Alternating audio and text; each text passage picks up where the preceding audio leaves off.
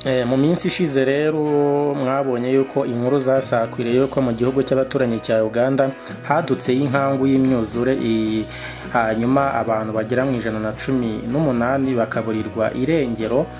Ariko nk'uko abashinzwe ubutabazi bari kugenda babigaragaza, ubu ngubu bamaze kubarura ko umubare w'abahitanywe n'iyi nkangu umaze kugera kuri 28.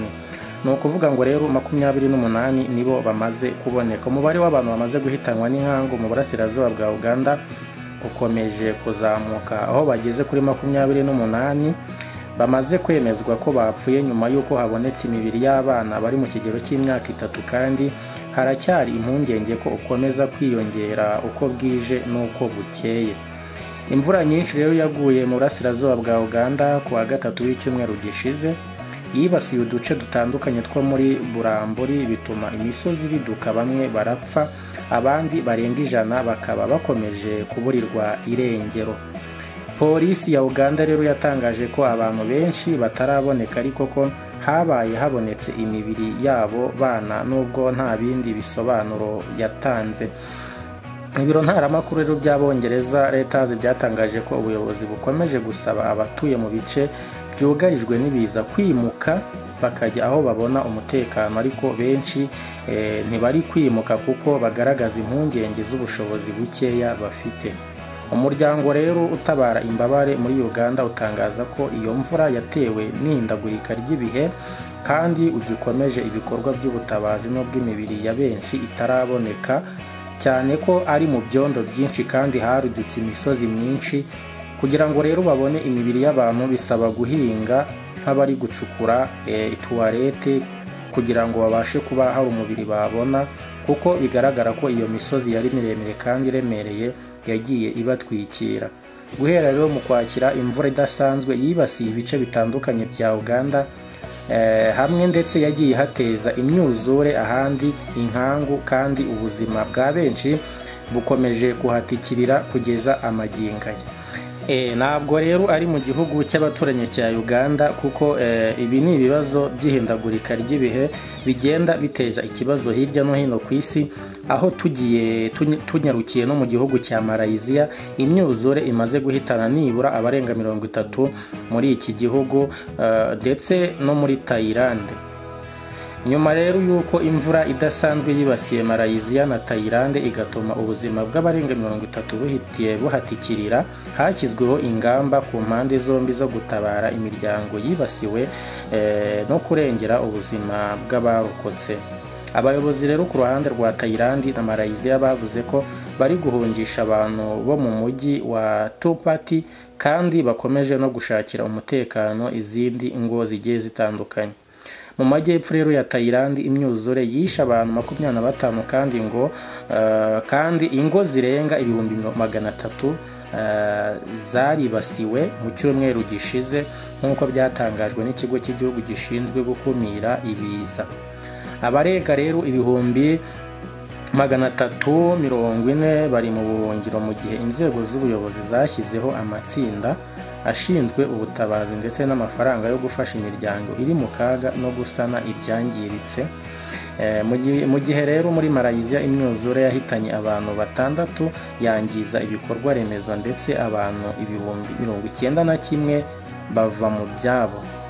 Mw'abantu mwe, ntago ibintu byoroshye kuri iyi si, abantu bari kwicwa n'ibiza, intambara, ibintu birakomeye. Minisitiri rero w'intebe w'icyo gihugu Anwar Ibrahim yatangaje ko guverinoma iri kwitegura indi myuzure iteganyijwe muri iki cyumweru. Oh my gosh, ntabwo byoroshye. Ni mu gihe rero kuri uyu wa kabiri abayobozi mu bihugu byombi batangaje ko bashyizeho ibigo byakira abibasiwe n'ibiza, ndetse hafashwe n'ingamba zo kwimura abantu mu gihe biteguye indi myuzure idasanzwe ishobora kuza mu minsi iri imbere.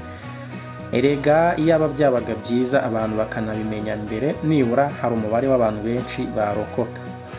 Ibintu rero bikomeje kuba bibi cyane. Mu Rwanda rero ho, tugarutse hano mu Rwanda gatoya, mu minsi yashize umubare w'abantu benshi bagiye bapfa, byagiye bigaragara ko bishwe n'inkuba, bakubiswe n'inkuba mu turere tugiye dutandukanye, ngira ngo mwarabyumvishe, za Nyamasheke, za Rusizi, za abantu benshi bagiye bapfa bishwe n'inkuba. Nibiza rero biza bitateguje, nuko nta kundi byagenda, nta kundi. Reka rero nze mu kanya gato cyane mbagezeho n'andi makuru ari nayo tugiye gusorezaho mu masegonda make cyane. Ntujye kure iyi nkuru utayisoje.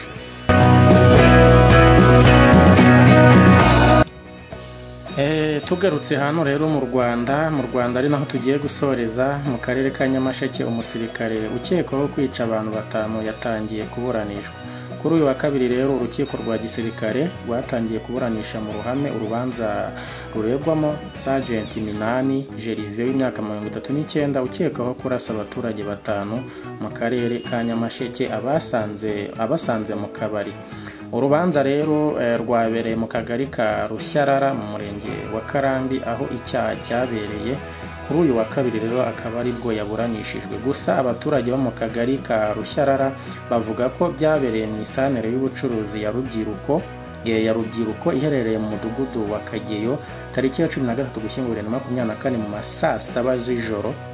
Bivugwa ko rero kimwe mu mpamvu yatumye Sergeant Minani arasa abaturage ngo byatewe n'umujinya yagize nyuma yo guterana amagambo na nyirakabari wamuhaye inzoga yamwishyuza mu ntoki, undi agashaka kwishyura kuri telefone ariko nyirikabari arabyanga, bituma nyirikabari avuga ko abwira no musirikare ngo genda uzagwe mu ishyamba uzerera.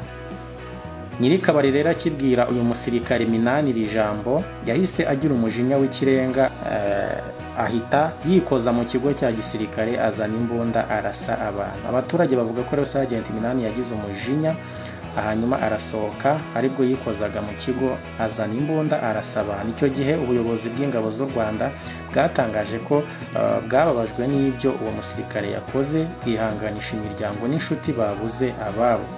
Mu rukiko rero nkuko nahoze mbikurikirana, abaturage bahoze basabaga yuko RDF yakwita ku miryango yasigaye kuko abitabye Imana aribo babafashaga kubaho ndetse ubuzima bukaba bwaratangiye kubagora.